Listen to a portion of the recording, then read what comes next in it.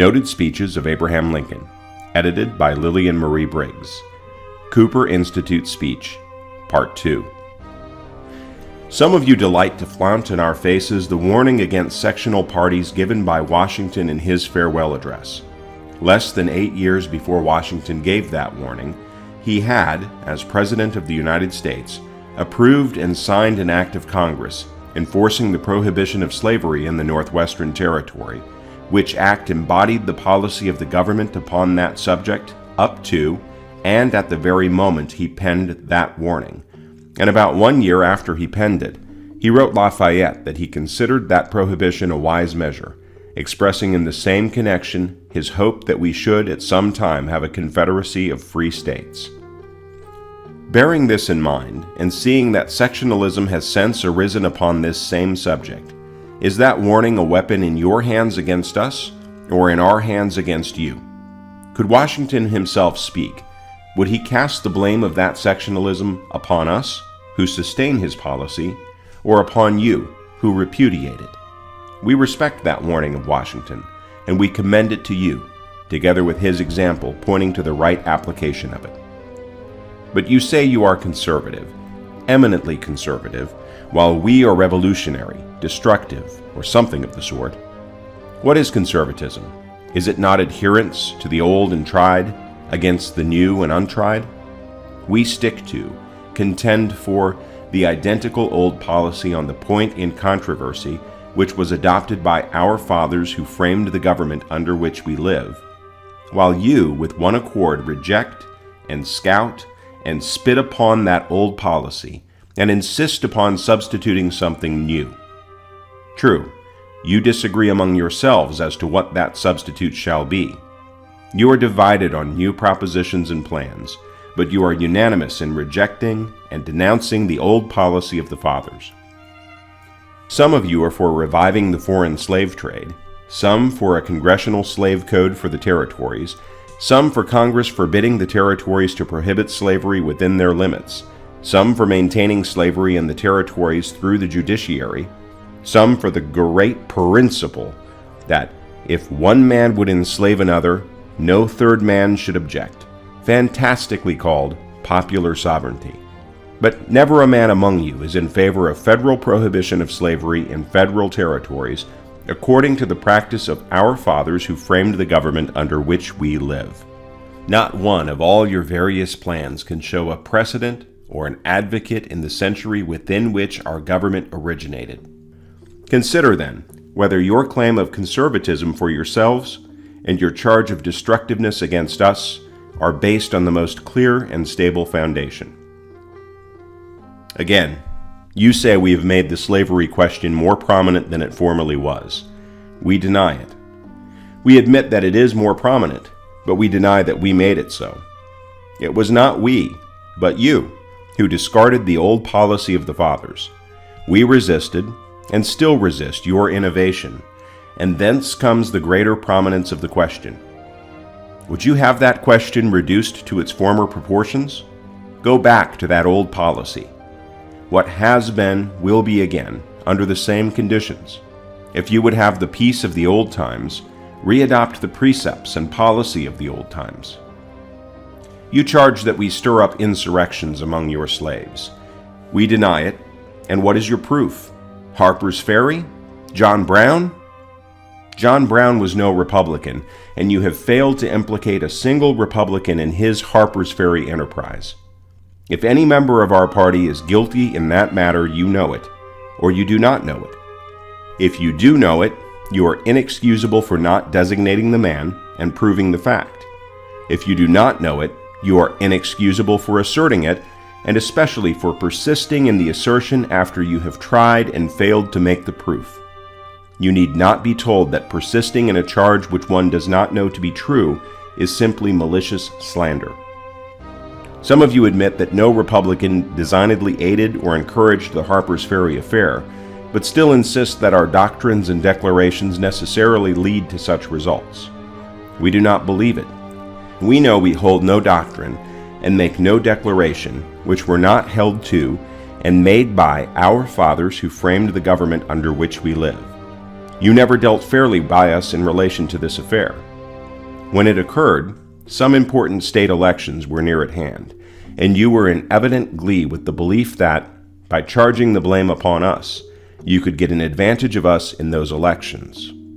The elections came, and your expectations were not quite fulfilled. Every Republican man knew that, as to himself at least, your charge was a slander, and he was not much inclined by it to cast his vote in your favor.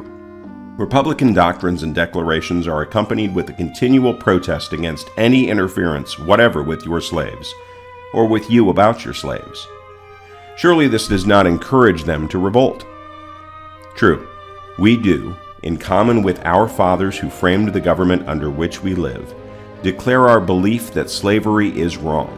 But the slaves do not hear us declare even this. For anything we say or do, the slaves would scarcely know there is a Republican Party. I believe they would not, in fact, generally know it, but for your misrepresentations of us in their hearing. In your political contests among yourselves, each faction charges the other with sympathy with black republicanism, and then, to give point to the charge, defines black republicanism to simply be insurrection, blood, and thunder among the slaves. Slave insurrections are no more common now than they were before the Republican Party was organized. What induced the Southampton insurrection, 28 years ago, in which at least 3 times as many lives were lost as at Harper's Ferry? You can scarcely stretch your very elastic fancy to the conclusion that Southampton was got up by black republicanism. In the present state of things in the United States, I do not think a general, or even a very extensive slave insurrection is possible. The indispensable concert of action cannot be attained. The slaves have no means of rapid communication, nor can incendiary freemen, black or white, supply it. The explosive materials are everywhere in parcels, but there neither are nor can be supplied the indispensable connecting trains. Much is said by Southern people about the affection of slaves for their masters and mistresses, and a part of it, at least, is true. A plot for an uprising could scarcely be devised and communicated to 20 individuals before some one of them, to save the life of a favorite master or mistress, would divulge it. This is the rule, and the slave revolution in Haiti was not an exception to it, but a case occurring under peculiar circumstances. The gunpowder plot of British history, though not connected with slaves, was more in point. In that case, only about 20 were admitted to the secret, and yet one of them, in his anxiety to save a friend, betrayed the plot to that friend and, by consequence, averted the calamity. Occasional poisonings from the kitchen, and open or stealthy assassinations in the field, and local revolts extending to a score or so will continue to occur as the natural results of slavery, but no general insurrections of slaves, as I think, can happen in this country for a long time. Whoever much fears or much hopes for such an event will be alike disappointed. In the language of Mr. Jefferson, uttered many years ago, it is still in our power to direct the process of emancipation and deportation peaceably, and in such slow degrees as that the evil will wear off insensibly, and their places be, pari passu, filled up by free white laborers. If, on the contrary, it is left to force itself on, human nature must shudder at the prospect held up. Mr. Jefferson did not mean to say, nor do I, that the power of emancipation is in the federal government. He spoke of Virginia, and, as to the power of emancipation, I speak of the slave-holding states only. The federal government, however, as we insist, has the power of restraining the extension of the institution, the power to ensure that a slave insurrection shall never occur on any American soil which is now free from slavery. John Brown's effort was peculiar. It was not a slave insurrection. It was an attempt by white men to get up a revolt among slaves, in which the slaves refused to participate. In fact, it was so absurd that the slaves, with all their ignorance, saw plainly enough it could not succeed. That affair, in its philosophy, corresponds with the many attempts, related in history, at the assassination of kings and emperors.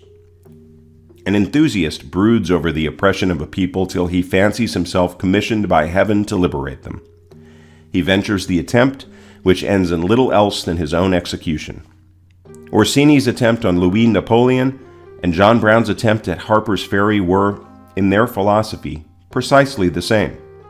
The eagerness to cast blame on Old England in the one case and on New England in the other does not disprove the sameness of the two things. And how much would it avail you, if you could, by the use of John Brown, Helper's book, and the like, break up the Republican organization? Human action can be modified to some extent, but human nature cannot be changed. There is a judgment and a feeling against slavery in this nation which cast at least 1.5 million of votes. You cannot destroy that judgment and feeling, that sentiment, by breaking up the political organization which rallies around it. You can scarcely scatter and disperse an army which has been formed into order in the face of your heaviest fire. But if you could, how much would you gain by forcing the sentiment which created it out of the peaceful channel of the ballot box into some other channel? What would that other channel probably be? Would the number of John Browns be lessened or enlarged by the operation? But you will break up the Union rather than submit to a denial of your constitutional rights. That has a somewhat reckless sound, but it would be palliated, if not fully justified, were we proposing, by the mere force of numbers, to deprive you of some right plainly written down in the Constitution. But we are proposing no such thing.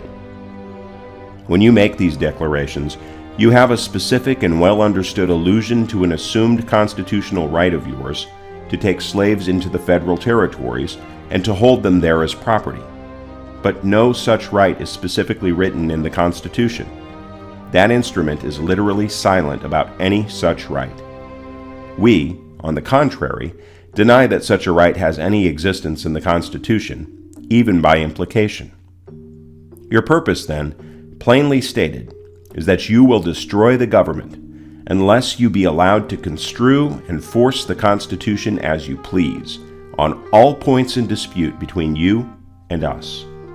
You will rule or ruin in all events. This, plainly stated, is your language. Perhaps you will say the Supreme Court has decided the disputed constitutional question in your favor. Not quite so. But waiving the lawyer's distinction between dictum and decision, the court has decided the question for you in a sort of way. The court has substantially said it is your constitutional right to take slaves into the federal territories and to hold them there as property. When I say the decision was made in a sort of way, I mean it was made in a divided court by a bare majority of the judges, and they not quite agreeing with one another in the reasons for making it. That it is so made that its avowed supporters disagree with one another about its meaning, and that it was mainly based upon a mistaken statement of fact, the statement in the opinion that the right of property in a slave is distinctly and expressly affirmed in the Constitution. An inspection of the Constitution will show that the right of property in a slave is not distinctly and expressly affirmed in it. Bear in mind, the judges do not pledge their judicial opinion that such right is impliedly affirmed in the Constitution, but they pledge their veracity that it is distinctly and expressly affirmed there. Distinctly, that is, not mingled with anything else.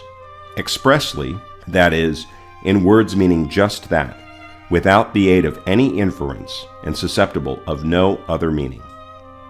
If they had only pledged their judicial opinion that such right is affirmed in the instrument by implication, it would be open to others to show that neither the word slave nor slavery is to be found in the Constitution, nor the word property even, in any connection with language alluding to the things slave or slavery, and that wherever in that instrument the slave is alluded to, he is called a person, and wherever his master's legal right in relation to him is alluded to, it is spoken of as service or labor which may be due, as a debt payable in service or labor. Also, it would be open to show, by contemporaneous history, that this mode of alluding to slaves and slavery, instead of speaking of them, was employed on purpose to exclude from the Constitution the idea that there could be property in man. To show all this is easy and certain. When this obvious mistake of the judges shall be brought to their notice, is it not reasonable to expect that they will withdraw the mistaken statement and reconsider the conclusion based upon it? And then, it is to be remembered that our fathers who framed the government under which we live, the men who made the Constitution, decided this same constitutional question in our favor long ago, decided it without division among themselves when making the decision, without division among themselves about the meaning of it after it was made, and so far as any evidence is left, without basing it upon any mistaken statement of facts. Under all these circumstances, do you really feel yourselves justified to break up this government, unless such a court decision as yours is, shall be at once submitted to as a conclusive and final rule of political action? But you will not abide the election of a Republican president. In that supposed event, you say, you will destroy the Union, and then, you say, the great crime of having destroyed it will be upon us. That is cool. A highwayman holds a pistol to my ear and mutters through his teeth, "Stand and deliver, or I shall kill you, and then you will be a murderer."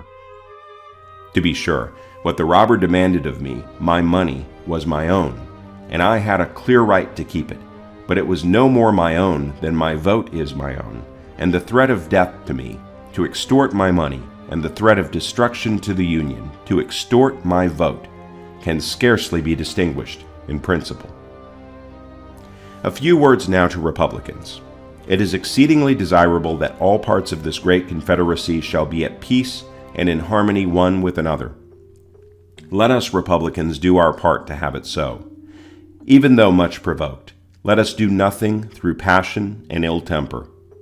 Even though the Southern people will not so much as listen to us, let us calmly consider their demands and yield to them if, in our deliberate view of our duty, we possibly can. Judging by all they say and do, and by the subject and nature of their controversy with us, let us determine, if we can, what will satisfy them. Will they be satisfied if the territories be unconditionally surrendered to them? We know they will not. In all their present complaints against us, the territories are scarcely mentioned. Invasions and insurrections are the rage now. Will it satisfy them if, in the future, we have nothing to do with invasions and insurrections? We know it will not. We so know because we know we never had anything to do with invasions and insurrections. And yet this total abstaining does not exempt us from the charge and the denunciation. The question recurs, what will satisfy them? Simply this: we must not only let them alone, but we must somehow convince them that we do let them alone. This, we know from experience, is no easy task. We have been so trying to convince them from the very beginning of our organization, but with no success. In all our platforms and speeches, we have constantly protested our purpose to let them alone, but this has had no tendency to convince them. Alike unavailing to convince them is the fact that they have never detected a man of us in any attempt to disturb them. These natural and apparently adequate means all failing, what will convince them? This, and this only: cease to call slavery wrong and join them in calling it right. And this must be done thoroughly, done in acts as well as in words. Silence will not be tolerated. We must place ourselves avowedly with them. Senator Douglas's new sedition law must be enacted and enforced, suppressing all declarations that slavery is wrong, whether made in politics, in presses, in pulpits, or in private. We must arrest and return their fugitive slaves with greedy pleasure. We must pull down our free state constitutions. The whole atmosphere must be disinfected from all taint of opposition to slavery before they will cease to believe that all their troubles proceed from us. I am quite aware they do not state their case precisely in this way. Most of them would probably say to us, "Let us alone, do nothing to us, and say what you please about slavery." But we do let them alone, have never disturbed them, so that, after all, it is what we say which dissatisfies them. They will continue to accuse us of doing until we cease saying. I am also aware they have not as yet in terms demanded the overthrow of our free state constitutions. Yet those constitutions declare the wrong of slavery with more solemn emphasis than do all other sayings against it. And when all these other sayings shall have been silenced, the overthrow of these constitutions will be demanded, and nothing be left to resist the demand. It is nothing to the contrary that they do not demand the whole of this just now. Demanding what they do, and for the reason they do, they can voluntarily stop nowhere short of this consummation. Holding, as they do, that slavery is morally right and socially elevating, they cannot cease to demand a full national recognition of it as a legal right and a social blessing. Nor can we justifiably withhold this on any ground save our conviction that slavery is wrong. If slavery is right, all words, acts, laws, and constitutions against it are themselves wrong and should be silenced and swept away. If it is right, we cannot justly object to its nationality, its universality. If it is wrong, they cannot justly insist upon its extension, its enlargement. All they ask, we could readily grant, if we thought slavery right. All we ask, they could as readily grant, if they thought it wrong. Their thinking it right, and our thinking it wrong, is the precise fact upon which depends the whole controversy. Thinking it right, as they do, they are not to blame for desiring its full recognition as being right. But thinking it wrong, as we do, can we yield to them? Can we cast our votes with their view and against our own? In view of our moral, social, and political responsibilities, can we do this? Wrong as we think slavery is, we can yet afford to let it alone where it is, because that much is due to the necessity arising from its actual presence in the nation. But can we, while our votes will prevent it, allow it to spread into the national territories and to overrun us here in these free states? If our sense of duty forbids this, then let us stand by our duty fearlessly and effectively. Let us be diverted by none of these sophistical contrivances wherewith we are so industriously plied and belabored. Contrivances such as groping for some middle ground between the right and the wrong, vain as the search for a man who should be neither a living man nor a dead man, such as a policy of don't care on a question about which all true men do care, such as union appeals beseeching true union men to yield to disunionists, reversing the divine rule and calling not the sinners but the righteous to repentance, such as invocations to Washington, imploring men to unsay what Washington said and undo what Washington did. Neither let us be slandered from our duty by false accusations against us, nor frightened from it by menaces of destruction to the government, nor of dungeons to ourselves. Let us have faith that right makes might, and in that faith let us to the end dare to do our duty as we understand it. End of Cooper Institute Speech, Part 2. Recording by Dave Dufek.